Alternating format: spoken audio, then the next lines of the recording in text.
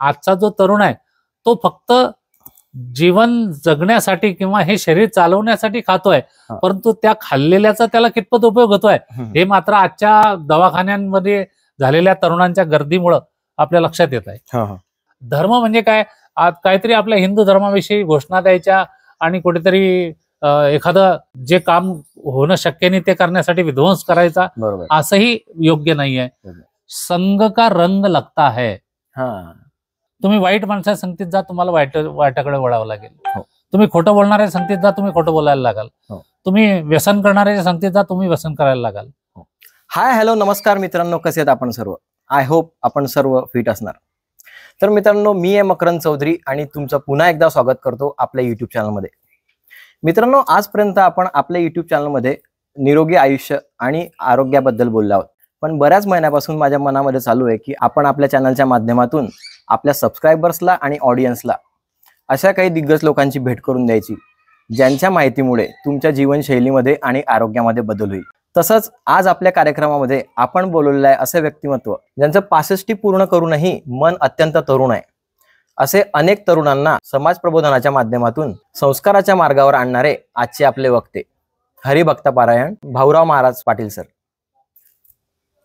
नमस्कार सर, स्वागत आहे तुमचं आपल्या चॅनलमध्ये. रामकृष्ण हरी. रामकृष्ण हरी. रामकृष्ण हरी. तर आपल्या सबस्क्रायबर्सला आणि ऑडियन्सला एकदम थोड्या शब्दामध्ये तुमचं इंट्रो करून द्या. मी हरिभक्तिपरायण भाऊराव महाराज पाटील सर. मी सेवानिवृत्त प्राचार्य आहे. वयाच्या 8व्या वर्षापासून मी वारकरी संप्रदायाची पंढरपूरच्या पांडुरंगाची वारी करणारा वारकरी आहे आणि माझ्या घराण्याची परंपरा वारकरी संप्रदायाची असल्यामुळे मी शालेय शिक्षणाच्या बरोबर महाविद्यालयीन शिक्षण घेत असताना माझे आजोबा, माझे वडील या सगळ्यांनी सांगितलं की आपल्या घराण्याची परंपरा वारकरी संप्रदायाची आहे. तू जरी विज्ञान शाखेचा विद्यार्थी असला तरी तू अध्यात्माचं शिक्षण देखील घे. म्हणून मी आळंदीला काही दिवस या वारकरी संप्रदायाचं शिक्षण घेऊन कीर्तनाच्या माध्यमातून समाज प्रबोधनाचं कार्य गेल्या 35 वर्षापासून मी करतोय आणि मी नोकरी करून हे काम केलेलं आहे. त्यामुळे समाज प्रबोधनाच्या माध्यमातून मला एक खरा आनंद ज्याला म्हणतात तो आनंद मला या दोघी गोष्टीतून मिळाला की शाळेमध्ये सुद्धा विद्यार्थ्यांना शिकवायचं. माझा विषय मॅथमॅटिक्स आहे. असा क्लिष्ट विषय सुद्धा एक आध्यात्मिक भाषेतून आणि विनोदी शैलीतून मी विद्यार्थ्यांपर्यंत पोहोचून अनेक विद्यार्थ्यांचं मी जीवनमान उंचावलेलं आहे आणि समाज प्रबोधनाच्या माध्यमातून आज समाजामध्ये ज्या ज्या काही उणिवा आहे, समाजामध्ये ज्या ज्या गोष्टीच्या प्रबोधनाची गरज आहे, ते सगळे मुद्दे विज्ञानाच्या कसोटीवर तपासून लोकांपर्यंत पोहोचवण्याचं काम करणारा मी एक कीर्तनकार आणि एक शिक्षकी पेशातला सेवानिवृत्त प्राचार्य आहे. मी मुक्ताईनगर या ठिकाणी कार्यरत होतो आणि माझी सेवानिवृत्तीनंतरची वर्षसुद्धा आता मी मुक्ताईनगर या तीर्थक्षेत्रावरच घालवणार आहे. रामकृष्ण हरी. तर महाराज, आपण जे म्हणतो की आजची जी तरुण पिढी आहे ती भरपूर मॉडर्न आहे, याबद्दल तुमचं मत काय आहे? नक्कीच आजचा तरुण जो आहे तो अत्यंत मॉडर्न आहे, याच्यामध्ये दुमत नाही. कारण आमच्या काळामध्ये आम्हीही तरुण असताना इतका मॉडर्ननेस त्यावेळेला नव्हता किंवा एवढं लोकांमध्ये त्याची काही क्रेज पण नव्हती. पण जसं 21वं शतक लागलं तर 21व्या शतकातला हा जो तरुण आहे हा पुढे पुढे जात गेला, विज्ञानाने प्रगत होत गेला आणि त्यामुळे विज्ञान आणि तंत्रज्ञानाच्या मदतीने त्याला असं वाटू लागलं की ही जग काहीतरी वेगळं आहे, हे काहीतरी मॉडर्न जग आहे. आपणही या जगाच्या प्रवाहाच्या दिशेने जर गेलं तर आपल्यालाही मॉडर्न होता येईल आणि त्यामुळे आजचा तरुण खरोखरच हा मॉडर्न आहे. परंतु त्याचबरोबर त्या मॉडर्नपणामुळे त्याच्यामध्ये काही चांगले गुण आले आणि काही वाईट सुद्धा गुण आलेत, दोष सुद्धा त्याच्यामध्ये आलेले आहेत. त्याच्यावरती कुठेतरी चर्चा होण्याची खूप मोठी गरज आहे. त्या तरुणामध्ये आणि त्यांच्या जीवनशैलीमध्ये काय बदल करावा असं वाटतं? आजचा तरुण तसा पाहिलं तर अत्यंत वेगवान आहे. आमच्या काळातली तरुणाई ही स्लो होती, हो. कारण कुठल्याही प्रकारचं माध्यम उपलब्ध नव्हतं. बरोबर. पण आजच्या काळात सगळी माध्यमं उपलब्ध आहे, तंत्रज्ञान विकसित झालेलं आहे आणि त्यामुळं आजचा जो तरुण आहे तो एकदम फास्ट आहे. परंतु या जलद गतीने तो आपला विकास करत असताना काही गोष्टी त्याच्या लक्षात येत नाही की आपण ही गोष्ट फक्त आपल्या विकासासाठी स्वीकारतो आहे का समाजाचा विकास याच्याने होणार आहे का समाजाचं याच्याने अकल्याण होणार आहे, बरोबर. याचा कुठल्याही प्रकारचा विचार आजच्या तरुणाजवळ नाही. जवळपास नाही आहे. बरोबर. फक्त एक नवीन आलं म्हणून ते स्वीकारायचं एवढाच विचार आजच्या तरुणामध्ये आहे. त्याच प्रकारे जसा त्यांच्या जीवनशैलीमध्ये जो बदल झालेला आहे तसंच त्यांच्या आहार विहारामध्ये सुद्धा बराच बदल झालेला आहे. बरोबर. त्याबद्दल आपण काय? आहार शैलीचा विचार जर केला तर पूर्वीच्या काळी जो आहार लोक घेत होते त्याच्यामध्ये सात्विकता खूप होती. हो. विज्ञान एवढं विकसित नसल्यामुळं जे धनधान्य पिकत होतं त्या धनधान्यातून एक सकस आहार त्यांना उपलब्ध होत होता. हो. आणि म्हणून पूर्वीची जी लोक होती ती 80, 90, माझेच वडील जवळपास 96 वर्ष जगले, माझी आई 96 वर्ष जगली. बरोबर. आणि त्यामुळे आता एक त्या आहाराच्या पद्धतीचा विचार केला तर याच्या या आहाराच्या बाबतीमध्ये विज्ञानाचाही खूप मोठा त्याच्यामध्ये सहभाग आहे.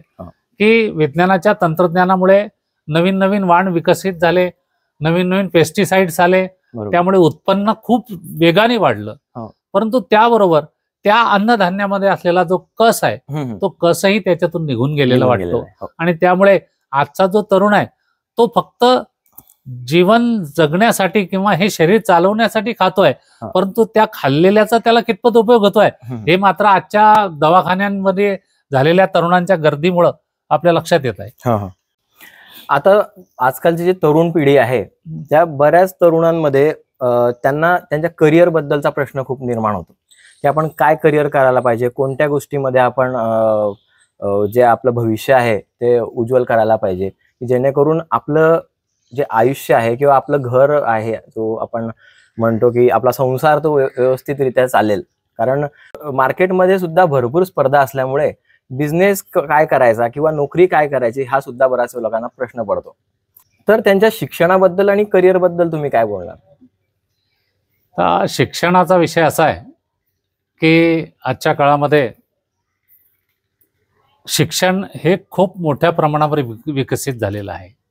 शिक्षणामध्ये खूप आधुनिक प्रणाली, आधुनिक तंत्रज्ञान आणि तंत्रज्ञानासहित शिक्षण आहे आजचं. केवळ पुस्तकी ज्ञान मिळवून एखादा ग्रॅज्युएट झाला, नोकरी मिळवली, हा पूर्वीचा काळ निघून गेला. पण आता तंत्रज्ञान इतकं विकसित झालेलं आहे की ज्याच्याजवळ काहीतरी कौशल्य आहे, या तंत्रज्ञानातून जो कौशल्य शिकला तो फक्त आजच्या काळामध्ये पुढे जाताना आपल्याला दिसतो आहे. त्यामुळे शिक्षणाची निवड करत असताना केवळ आपली कौटुंबिक पार्श्वभूमी किंवा आपले वाडवडील काय म्हणताय किंवा इतर लोक काय म्हणताय त्या स्पर्धेच्या युगामध्ये टिकण्यासाठी आपण कोणाच्या मागे जात असू तर कदाचित असं शिक्षण हेच तरुणाला आजच्या कुचकामी ठरत आहे. असं एक अरिस्टॉटलने म्हटलेलं आहे की the mind is the measure of all things. माणसाचं मन जे आहे ते सर्व बाबतीला कारणीभूत आहे. म्हणजे तुमच्याकडून चांगला निर्णय सुद्धा मनाचाच असतो आणि तुमच्याकडून एखादं चुकीचं पाऊल पडणं तेही तुमच्याच मनाचा निर्णय असतो. त्यामुळे आपलं मन ग्वाही काय देते आपल्याला की एखादा मुलगा इंजिनिअरिंगला चाललाय, एखादा मेडिकलला चाललाय, एखादा साधा ग्रॅज्युएट होऊन IAS ची तयारी करतोय, तर हे त्याने त्याच्या मनाने ठरवायचं आहे. केवळ आपला मित्र गेला, आपल्या परिसरातले लोक गेले, आपले लोक गेले एवढ्यावरती त्याने विश्वास न ठेवता स्वतःच्या म्हणजे the mind is the measure of all things या दृष्टिकोनातून त्याने मनाचा विचार घेऊन आणि आपल्यामध्ये कोणत्या प्रकारचं कौशल्य विकसित झालेलं आहे या शिक्षणाने ती शाखा त्याने निवडली पाहिजे. आणि ती जर त्याच्या आवडीची शाखा असेल तर नक्कीच त्याच्यामधून तो शिक्षणातून खूप पुढे जाईल आणि तो स्वतःचा विकास आणि समाजाचा सुद्धा विकास करू शकेल. तुम्हाला कधी अशा गोष्टी जाणवल्या आहेत का की आता बरेच आपला जो तरुण आहे तो शिक्षण करत असताना त्यांना हिंदुत्व आणि आपल्या धर्माबद्दलचं जे आकर्षण आहे ते निर्माण झालेलं आहे, पण त्याचबरोबर तो त्याचा सपोर्ट घेऊन थोडासा गुन्हेगारीकडे पण वळलेला वाटतं? खरं आहे, नक्की आहे. असं म्हणतात की देव, देश आणि धर्म हो. या 3 गोष्टी अशा माणसाच्या जीवनामध्ये अत्यंत आवश्यक आहे. हो. की जन्माला आलेल्या प्रत्येक जीवाने देव ही संकल्पना मान्य केली पाहिजे. हो. कारण देवाचं अस्तित्व कळत न कळत कुठे न कुठे माणसाला जाणवणार ते आहेच. हो. ते दृश्य असेल, अदृश्य स्वरूपात असेल. देव नटला नाना परी, भरोनी उरला चराचरी. किंवा आमचे संत सांगतात, विठ्ठल जडीस्थळी भरला, रीता ठाव नाही उरला, आजिम्या दृष्टीने पाहिला विठ्ठलची विठ्ठलची. म्हणजे हा पांडुरंग परमात्मा जो आहे, देव ही जी संकल्पना आहे आजच्या पिढीमध्ये, ती त्यांनी मान्य करायलाच हवी. कारण ही जगत कुठेतरी एक कोणतीतरी ईश्वरी सत्ता चालवते आहे, हे निर्विवादपणे आपल्याला मान्य करावं लागेल. आणि त्यामुळे देव आणि धर्म, जिथे देव आहे तिथे धर्म येतो. त्या धर्माचं पालन करणं हे आपल्या संस्कृतीचं आद्य कर्तव्य आहे, आपल्या तरुणाईचं आद्य कर्तव्य आहे. परंतु देव आणि धर्म पाळत असताना देश जो आहे, त्या देशामध्ये आपण धर्माचा प्रचार प्रसार, देवाचा प्रचार प्रसार करत असताना आपल्या मर्यादा आपण ओळखल्या पाहिजे. हिंदुत्व म्हणजे केवळ भगवे कपडे घालून आणि हम हिंदू आहे, गर्व से कहो मैं हिंदू आहे, एवढं म्हणून चालणार नाही. हिंदू धर्मा इतका संस्कारित धर्म या जगाच्या पाठीवर नाही. आणि त्यामुळं या हिंदू धर्मामध्ये जे काही संस्कार दिलेले आहे, 16 संस्कार शास्त्रांनी वर्णन केलेले आहे. अगदी आपल्या जन्माच्या दिवसापासून तर आपल्या मृत्यूपर्यंत 16वा संस्कार अंत्यसंस्कार म्हटला जातो. तर या 16 संस्कारांचं बीजारोपण हे जुन्या काळातले लोक करत होते. परंतु आता तरुणाई ही अत्यंत ऍडव्हान्स असल्यामुळे त्यांना याविषयीचं आवड नाही. ते केवळ धर्म म्हणजे काय, काहीतरी आपल्या हिंदू धर्माविषयी घोषणा द्यायच्या आणि कुठेतरी एखादं जे काम होणं शक्य नाही ते करण्यासाठी विध्वंस करायचा, असंही योग्य नाही आहे. योग्य त्या ठिकाणी धर्माचं पालन करणे, पाखंड खंडन, पाखंडी विचार जे असतील त्याचं खंडन जरूर केलं पाहिजे आजच्या तरुणाने. धर्माला कुठे ग्लानी येत असेल तर तिथे जरूर उभं राहिलं पाहिजे आजच्या तरुणाने. परंतु त्याच्यासाठी एखादा विध्वंसक मार्ग स्वीकारून आपण त्याच्यामध्ये काही यश मिळवू शकत नाही. आणि म्हणून याविषयी सुद्धा आजच्या तरुणाने हिंदुत्व जे आहे ते टिकवण्याच्या दृष्टिकोनातून, हिंदू म्हणजे सर्व धर्म त्याच्यामध्ये येतात. केवळ हिंदू म्हणजे फक्त हिंदूच असतो असत नाही आहे. आपल्या देशातले काही इतर धर्मातले लोक सुद्धा या धर्माचं बरंचसं पालन करतात. काही ख्रिश्चन लोक वारीमध्ये येतात माऊली ज्ञानेश्वरांच्या. इस्रायलचे, जर्मनीची एक बाई गेल्या 22 वर्षापासून पंढरीच्या पांडुरंगाची वारी करते, पायी वारी. याचा अर्थ हा हिंदू धर्म फक्त हिंदूंसाठीचा असं नाही, या सर्व धर्मांना समावेशक करणारा हा व्यापक धर्म आहे. आणि त्यामुळे या धर्माचं तुम्ही पालन करत असताना इतर धर्माच्या भावना कुठे दुखावल्या जातील याची आपण काळजी आजच्या तरुणांनी घेतली पाहिजे आणि व्यवस्थितरित्या ते काम केलं पाहिजे. शिक्षण घेत असताना एक हिंदुत्व आणि दुसरं म्हणजे व्यसनाकडे जो युथ वळतोय, त्याला आपल्याला कसा आळा घालता येईल किंवा त्यांनी काय विचार करायला पाहिजे व्यसन करताना? मी मगाशी सांगितलं की इन्फॉर्मेशन टेक्नॉलॉजीमुळे आजचा तरुण जो आहे तो या मोबाईल किंवा टीव्ही किंवा ही जी प्रसार माध्यम आहे याच्या अत्यंत जवळ आहे.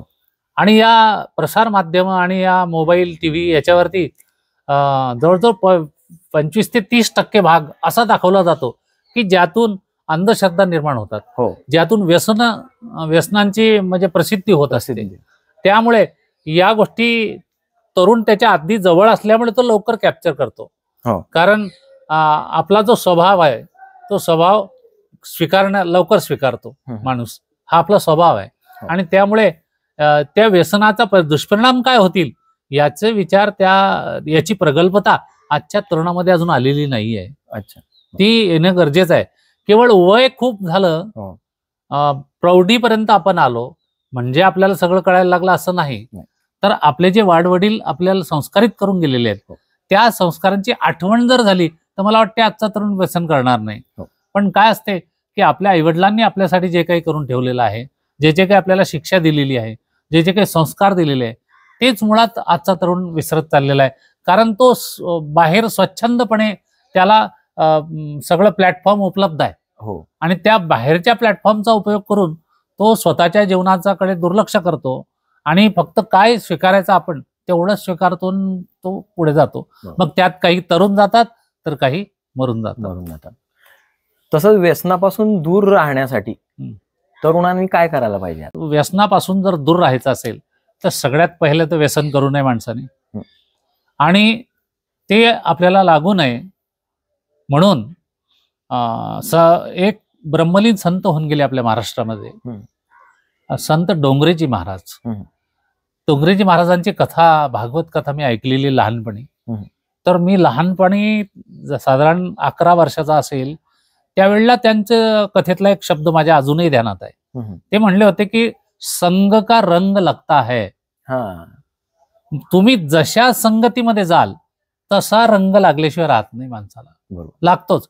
तुम्ही चांगल्या माणसाच्या संगतीत जा, तुमच्यामध्ये चांगले गुण येतील. तुम्ही वाईट माणसाच्या संगतीत जा, तुम्हाला वाईटाकडे वळावं लागेल. तुम्ही खोटं बोलणाऱ्या संगतीत जा, तुम्ही खोटं बोलायला लागाल. तुम्ही व्यसन करणाऱ्या संगतीत जा, तुम्ही व्यसन करायला लागाल. म्हणजे माणूस जन्मतः हा व्यसनी नसतो, पण तो ज्या बॅकग्राऊंड मध्ये तो वाढतो आणि ज्यांच्या संपर्कामध्ये पुढे तो येतो, त्या संपर्काचा, त्या समाजाचा, त्या तरुणाईचा, त्या प्रसार माध्यमांचा त्याच्यावर निश्चितपणे परिणाम होतो आणि त्यामुळे त्याने तो व्यसनाच्या आहारी जातो. ही व्यसनं त्याने टाळावी असं जर वाटत असेल तर आजच्या तरुणाने अध्यात्माची कास लावली पाहिजे. कुठेतरी you will have to devote your self towards Ishwar, Bhagwan, whatever it may be. तुम्ही ज्याला कोणी देव म्हणत असेल, कोणी काही म्हणत असेल, कुठेतरी आध्यात्मिक ज्ञान याची सांगड आपल्या जीवनामध्ये घातली गेली पाहिजे. म्हणून माऊली ज्ञानेश्वरासारखे किंवा नामदेव महाराजसारखे म्हणतात, एक तरी ओवी अनुभवावी. ज्ञानेश्वरी वाचनाची सवय लावा, हरिपाठ म्हणण्याची सवय लावा, काकडा आरती म्हणण्याची सवय लावा. हे जे काही आपल्या वाडवडिलांनी केलेलं आहे, हे काही नव्याने तुम्हाला कोणी शिकवताय अशातला भाग नाही. आपले वाडवडील त्याच मार्गाने गेले. ये तो वडील जे जे करीती तया नाम धर्म ठेवीती, येर ते अनुष्ठिती सामान्य सकळ. आपले वाडवडिलांनी जो धर्म पाळला तो धर्म आपण पाळावा. निश्चितपणे तुम्ही जर अध्यात्माकडे वळलात, आजचा तरुण जो आज फार कमी आहे अध्यात्माकडे, तो जर वळला तर मला वाटते त्याचं लक्ष व्यसनाकडे जाणारच नाही. कारण तो जर ज्ञानेश्वरी वाचायला लागला तर त्याचं कॉन्सन्ट्रेशन वाढेल. तो जर हरिपाठ म्हणायला लागला तर त्याला जीवन जगण्याची रीत समजेल की माणसाने कसं जगावं, काय करावं, काय नाही करावं. हे सगळं आपल्या वारकरी संप्रदायातल्या शास्त्रामध्ये हे सगळा उल्लेख आहे, परंतु त्या शास्त्राकडे आजच्या तरुणाचं थोडं दुर्लक्ष आहे. हे दुर्दैव आहे. पण तरी मी आता बऱ्याच वेळा पायी वारी ज्या वेळेला पायी वारी जात असते त्यावेळेला बऱ्याच वेळा माझं आता सध्या असं निदर्शनात आलेलं आहे की बराच जो तरुण पिढी आहे ते तिच्यामध्ये मला त्यांची संख्या जास्त वाटलेली आहे. तरी आताचा जो तरुण वर्ग आहे तो अध्यात्माकडे बराच वळलेला आहे असं तुम्हाला वाटतं का? नाही, त्या तरुणाच्या बाबतीमध्ये जे वारीमध्ये तरुण दिसतात तर त्यातले नक्कीच 50% तरुण हे वारकरी संप्रदायाचं एक आपल्या वाडवडिलांनी चालवलेली परंपरा चालवणाऱ्यांपैकी असतील. याच्याबद्दल माझं दुमत नाही ते, आणि खरंही आहे ते. परंतु कोणीतरी वारीला जात आहे, काहीतरी आनंद येतो, 15 दिवस नवीन नवीन सगळं पाहायला मिळतं आणि काय होतं बुवा नुसतं हे पाहूया, असा एक संकुचित विचार घेऊन काही लोक त्या दिशेने मार्गक्रमण करत असतात. आणि त्यामुळे ते या अध्यात्माकडे वळलेलेच आहे असं आपल्याला निश्चित खात्रीने म्हणता येणार नाही. कदाचित माझा मित्र गेलाय वारीला म्हणून मी जातोय, असाही त्याच्यातले काही निम्मे असू शकतील. म्हणून मी मगाशी सांगितलं की 50% नक्कीच वाडवडिलांनी चालवलेला धर्म चालवत आहे, परंतु 50% तरुण जो आजचा तो केवळ आकर्षण म्हणून किंवा काहीतरी नवनवीन आपल्याला पाहायला मिळेल त्याच्यातून काही साध्य होत आहे का नाही हे विचार न करता, म्हणजे आजचा तरुण हा बहुसंख्य पाहिला तर दिशाहीन झालेला आहे. त्याला दिशा माहीत आहे परंतु तो त्या दिशेने वळत नाहीये. का तर त्याला योग्य मार्ग दाखवणारा कोणी सापडत नाहीये. बरोबर. आता जसं की बरेच मुलं मी तुम्हाला सांगितलं की मला वारीत जाताना दिसले, ते बरेच मला माझ्या इंस्टाग्रामवर किंवा फेसबुकवर मुलं वारीला जाताना फोटो अपलोड करतात किंवा तंत्रज्ञानाचा वापर ते फेमस होण्यासाठी सुद्धा करतात. तर त्याचे बरेच दुष्परिणाम पण आहेत ना. पण जो तरुण आहे त्याने त्या सोशल मीडियाचा वापर कसा करायला पाहिजे? सोशल मीडियावरती आपण एखाद्या काही चित्र तयार केलं किंवा एखादा शूटिंग केलं तर ते अपलोड करत असताना त्याच्या मर्यादा काय आहे? बरोबर. त्या आपण अपलोड केल्यानंतर त्याचा पाहणाऱ्यांवरती काय परिणाम होईल. कारण आपल्या घरामध्ये लहान मुलापासून आबालवृद्धांपर्यंत तरुण तरुणी, आपले आई वडील बहिणी सगळे असतात. आपण पाहत असताना ते सुद्धा पाहत असतात. ते जर चांगलं असेल तर निश्चित पाहण्यासारखं आपण त्यांना आवर्जून दाखवा. परंतु ते पाहण्यासारखं नसेल तर आपणही ते पाहू नका, ते अपलोड करू नका आणि ते दुसऱ्यांना पण दाखवू नका. आणि त्याचे दुष्परिणाम काय आहे ते आज समाजामध्ये बऱ्याचशा काही क्राईम्स जे घडतायत ती यातून घडतायत की एखादा कोणीतरी पैसे कमवण्यासाठी एखादा रील्स बनवतो आणि तो रील्स अपलोड केल्यानंतर तो अश्लील असतो. त्या अश्लीलतेचा फायदा घेऊन तो ज्याने पाहिला त्याला त्याच्यामध्ये इन्व्हॉल्व्ह करतो आणि त्याच्याकडून पैसे काढतो. असे अनेक उदाहरणं आपल्याला या मीडियाच्या माध्यमातून पाहायला मिळतात. तर हे कुठेतरी तरुणानेच ठरवलं पाहिजे की आपण हे चित्र पाहायचं आहे की नाही पाहायचं आहे, त्याला डिलीट करायचं आहे का त्याला फॉरवर्ड करायचं आहे, हे तरुणाने ठरवलं पाहिजे आजच्या काळामध्ये.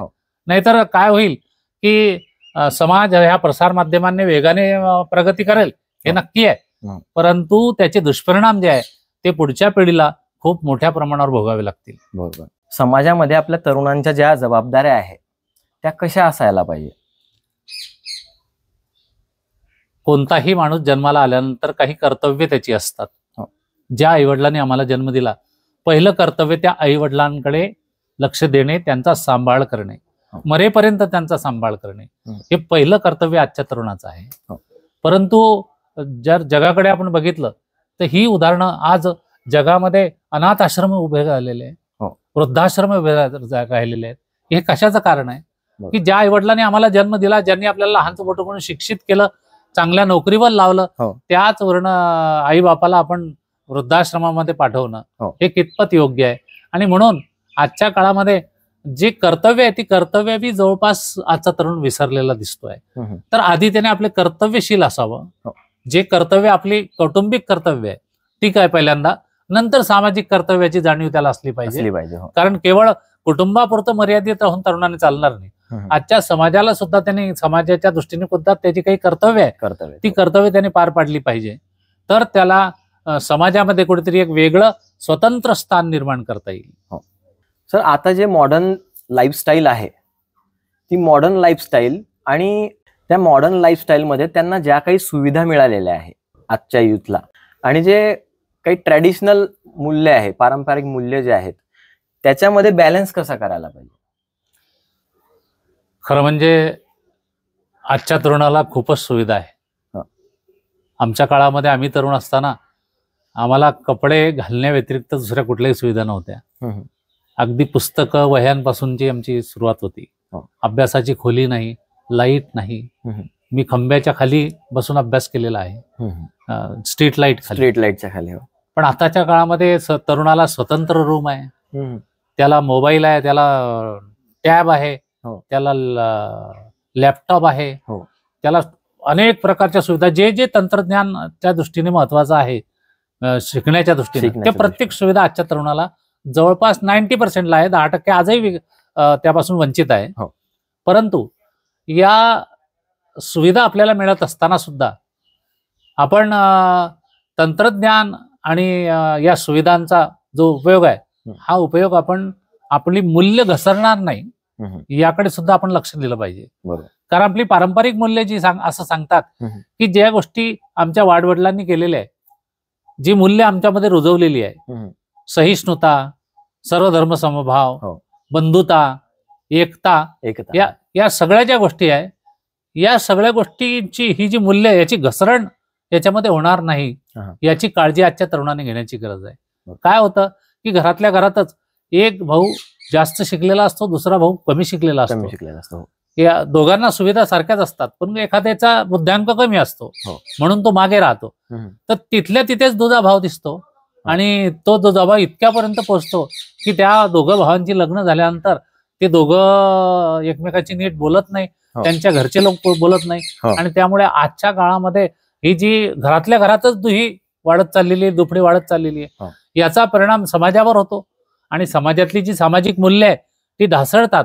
पर्यायाने राज्यावर परिणाम होतो, पर्यायाने देशावर परिणाम होतो. अराजकता निर्माण व्हायला हे सुद्धा एक कारण आहे की आजच्या पारंपरिक आणि सामाजिक मूल्यांचा ऱ्हास. आपल्याला इतक्या सुविधा मिळालेल्या असताना सुद्धा आपण त्याचा वापर याच्याशी करू शकत, त्याची सांगड याच्याशी घालू शकत नाही. हे दुर्दैव आहे. सर, हे करत असताना बरेच तरुण जे आहे हे सोशल मीडियावर टाइमपास करत असतात किंवा नको ते रील्स बघत असतात, आणि त्यांना ज्या वेळेला काम असतं किंवा त्यांना ज्या वेळेला घरचे लोक काही कामं सांगतात किंवा त्यांना जेव्हाही एखादी काम करण्याची वेळ येते ते करत नाही, आणि त्यांना विचारलं असं ते म्हणतात की मला वेळच नसतो. तर त्या तरुणाने वेळेचे व्यवस्थापन कसं करायला पाहिजे? हा, अतिशय चांगला प्रश्न विचारला. आजच्या तरुणाकडे वेळ खूप आहे, फक्त त्याच्याकडे नियोजन नाही आहे. बरोबर. की आपण कोणत्या वेळेला काय केलं पाहिजे. जीवनामध्ये ज्याच्या नियोजन नाही तो जीवनात पुढे जाऊ शकत नाही, ही काळ्या दगडावरची रेघ आहे. आणि त्यामुळं आजच्या तरुणाने सर्वप्रथम आपल्या दैनंदिन जीवनाचं नियोजन करावं.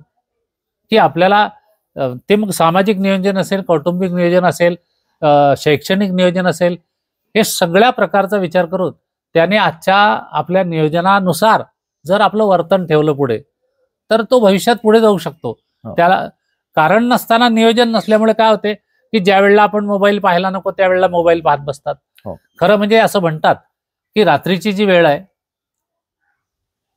रात्री 11 वाजेनंतर भोजन घेऊ नये असं शास्त्र सांगते. का तर रात्री 11 वाजेनंतर आपले जे अवयव आहे ते शिथिल झालेले असतात, आणि त्यामुळे पचनक्रिया बिघडणं, वेग मंदावणं पचनक्रियेचा, या सगळ्या गोष्टी घडत असतात. याच्या मागे विज्ञान सुद्धा आहे, केवळ अध्यात्म आहे अशातला भाग नाही. पण आज बहुतेक तरुण हे 11च्या नंतर जेवताना आपल्याला दिसतात, आणि त्यामुळे काय होते की ते त्यांना झोप लागत नाही. मग झोप लागत नाही म्हणून काय करायचं, तो मोबाईल पाहायचा.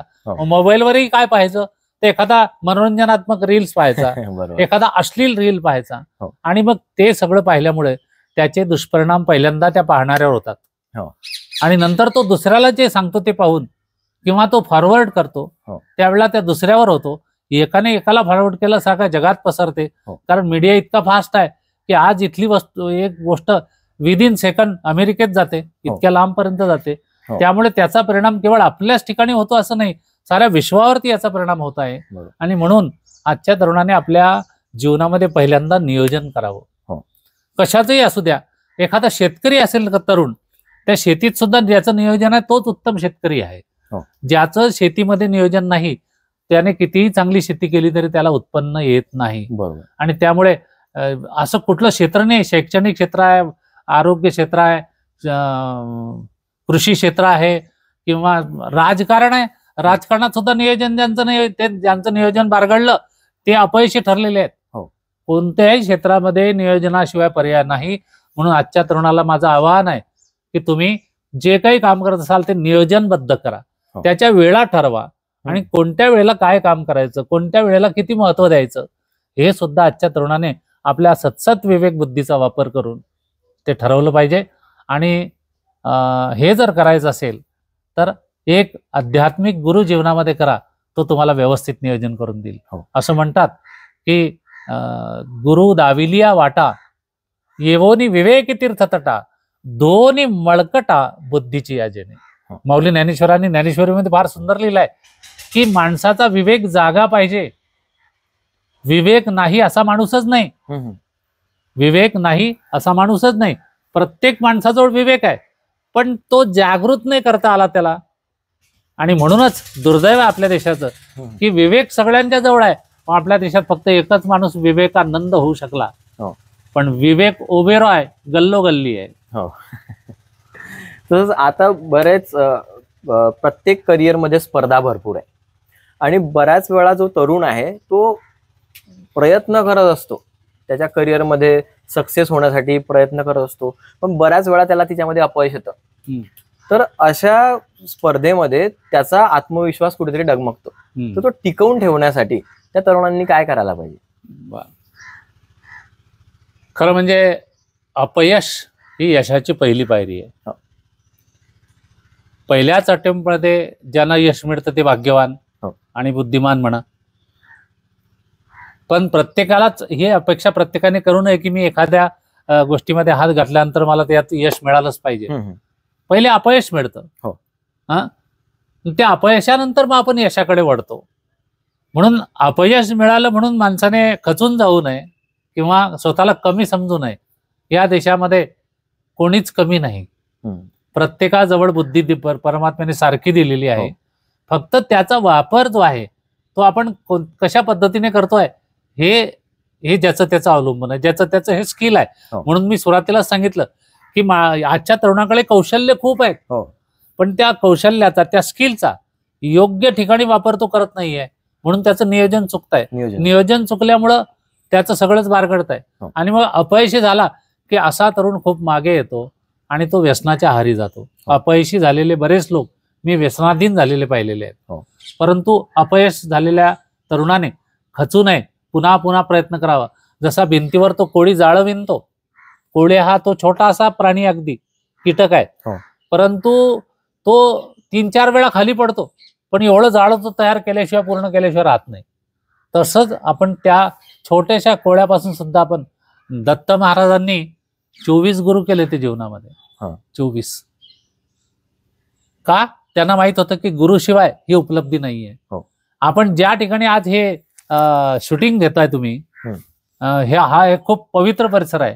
इथं 1400 वर्ष तपश्चर्या केली चांगदेव महाराज, योगीराज चांगदेवांनी 1400 वर्ष. परंतु 8 वर्षाची आमची आईसाहेब मुक्ताबाई, त्यांना गुरु करावं लागलं. गुरुपुत्र झालो आज ही मुक्ताईचा, असं स्वतः चांगदेव महाराज म्हणतात. का? तर त्यांना योग्य वाट मिळाली, गुरुने योग्य वाट दाखवली की माणसाला अपयश जर आलं तरी तो यशाच्या पायरीवरती पुढे चढू शकतो. कारण त्याच्या पाठीमागे गुरुचं बल असते, योग्य मार्गदर्शन असते. सामाजिक माध्यमांवर सकारात्मक व प्रभावी सहभाग कसा ठेवायचा? सामाजिक माध्यम जे आहे त्यामध्ये अनेक गोष्टी येतात. सामाजिक दृष्टिकोनातून अनेक उपक्रम या देशामध्ये, आपल्या राज्यामध्ये, आपल्या गावामध्ये चालतात. या उपक्रमांमध्ये उत्स्फूर्तपणे प्रतिसाद देणं किंवा सहभागी होणं,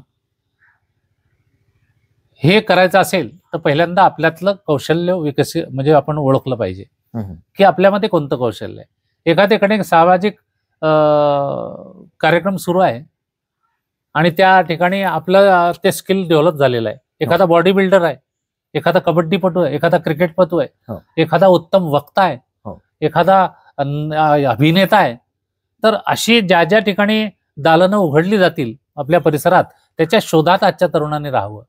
आणि आपल्यामध्ये जे स्किल आहे ते स्किल आपण त्या ठिकाणी युटिलाइज केलं पाहिजे. बरोबर. म्हणजे समाज माध्यम जे आहे ते समाज माध्यम आपल्या जवळ येतील आणि समाजच आपल्याला मोठा करेल.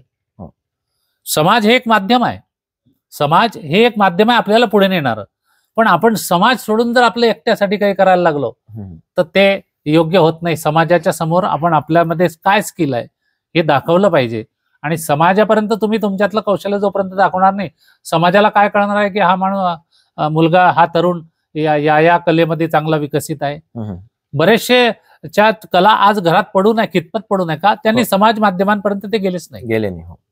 म्हणून स्वतःहून पुढे गेलं पाहिजे, याच्या शोधात राहिलं पाहिजे किंवा कुठे काय चाललंय, इतरत्र काही वेळ घालवण्यापेक्षा या शोधात राहण्याची गरज आहे. उत्साह आणि कौशल्य यांचा उपयोग जो आहे तो सामाजिक आणि वैयक्तिक प्रगतीसाठी कसा करायला पाहिजे? आपल्यामध्ये उत्साह खूप असतो, पण तरुण म्हटला म्हणजे तो वेल स्ट्रॉंग असतो बाय ऑल मीन्स.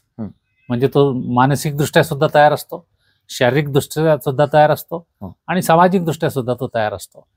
तर त्याने त्याच्यामध्ये असलेलं जे कौशल्य आहे ते कौशल्य लोकांमध्ये, पहिल्यांदा आपल्या मित्रमंडळींमध्ये त्याची चर्चा केली पाहिजे. खरं म्हणजे आज मित्रमंडळीचे जे कट्टे बसतात चर्चा करायला, तिथं ह्या चर्चांची उणीव आहे. तिथे इतरत्रच चर्चा जास्त होतात की अमुकचं असं झालं, तर पोराची मारामारी झाली, त्याची पोरगी पळून गेली, ते अमुक झालं, त्या पुलिका हा पाहत होता. ह्या गोष्टींमध्ये काय अर्थ नाही. मान्य आहे की शरीरामध्ये हार्मोन्सच्या बदलामुळे या गोष्टी निर्माण होतात. पुरुषाला स्त्रीबद्दल आकर्षण निर्माण होते, स्त्रीला पुरुषाबद्दल आकर्षण निर्माण होते. ही एक विशिष्ट अवस्था आहे. परंतु त्या अवस्थेमध्ये आपल्यातून कुठेतरी चुकीचं पाऊल पडता कामा नये. आपल्यातलं कौशल्य काय आहे ते आपण विसरता कामा नये. पहिले आपलं करिअर, आपल्यातलं कौशल्य त्या करिअरमध्ये आपण झोकून द्यायचं आहे, जेणेकरून त्या करिअरमध्ये आपल्याला खूप मोठा नावलौकिक करता येईल आणि ही सांगड घालता येईल की आपल्यातला हा जो जोश आहे तो जोश आपण आपल्या कौशल्याच्या माध्यमातून त्या प्रवाहापर्यंत जर पोहोचला तर नक्कीच आपल्या करिअर बनवण्यामध्ये त्याची भूमिका खूप महत्वाची असेल. आपले वडीलधारे जे आहेत घरातले, त्यांच्याकडून आपण जे मूल्य शिकलो आहेत याचा आदर कसा करायला पाहिजे? खूप छान प्रश्न विचारला. आजच्या काळामध्ये याची खूप गरज आहे. आज आता मी समाजामध्ये कीर्तनाच्या माध्यमातून, प्रबोधनाच्या माध्यमातून फिरत असतो. अनेक कुटुंबांशी माझा संपर्क येतो. त्या ठिकाणी या गोष्टींचा प्रकर्षाने मला उणीव जाणवते की